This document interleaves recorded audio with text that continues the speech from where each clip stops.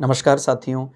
कई व्यक्तियों का आपने स्वभाव देखा होगा, वो अपने काम में जब भी कोई कार्य करते हैं बहुत संकोच से करते हैं, माने बली होने के बाद भी उस बात का बहुत ध्यान रखते हैं कि मेरे काम के कारण मेरे कारण दूसरे को संकट ना हो। और कुछ ऐसे व्यक्ति हैं, कोई भी काम करें वो दूसरे को दुख दिए बिना वो नहीं करते हैं।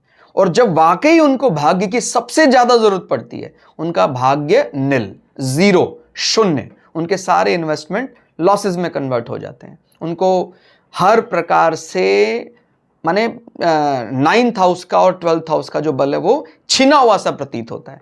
अगर हम समझें, देखिए 9th की जो शक्ति है माने भाग्य के सामने वाला वो तीसरा भाव पराक्रम, और 12वां यानी हमारा जो लॉस है या अपव्यय भी कह देते हैं जिसको, फाइनल मोक्ष हाउस है, उसके जस्ट अपोजिट में जो उसकी शक्ति है, हम समझते हैं लग्न का जो अपोजिट होता है वो उसकी शक्ति माना जाता है।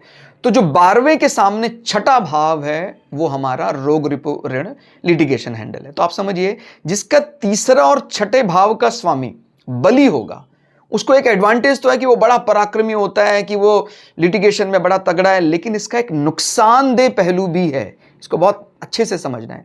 अगर आप अनावश्यक तीसरे भाव का, छठे भाव का दूसरे को नुकसान पहुंचाने के लिए इस्तेमाल करेंगे, भाई मेरा तो क्रूर ग्रह बैठा, मेरा कोई क्या बिगाड़ लेगा, तो जब आपको वास्तव में ही तीसरे के सामने नवे यानी भाग्य की, पूर्वजों के आशीर्वाद की, जजेस की जरूरत पड़ेगी, उसके निर्णय की, अप्रूवल की, वो भाग्य काम ही नहीं करेगा।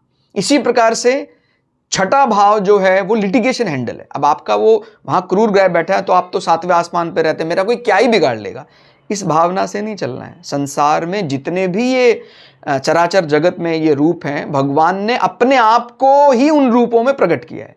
तो अगर किसी से द्वेष रख के कोई कार्य करने वाले हैं आप, तो आपका भला होने वाला नहीं है। उसके लिए आप फिर कितना मर्जी प्रयोग करें, कुछ भी करें, कुछ होने वाला नहीं है।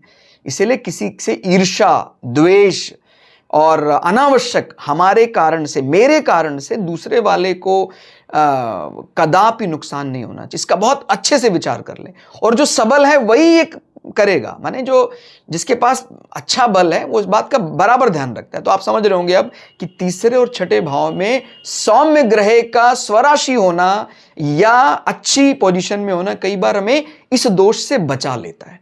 भाई सौम्य ग्रह उसका लॉर्ड है तीसरे का और छठे का, तो हम पराक्रम का कभी भी मिसयूज नहीं करते हैं, दूसरे को अपने पराक्रम का प्रदर्शन नहीं करवाते हैं, नुकसान नहीं पहुंचाते हैं, बार बार दूसरे की बद्दुआएं नहीं लेते हैं। तो इस बात का बहुत अच्छे से ध्यान रखना, नहीं तो आपका 9 और 12 शून्य हो जाएगा, ऐसा समझना चाहिए। धन्यवाद।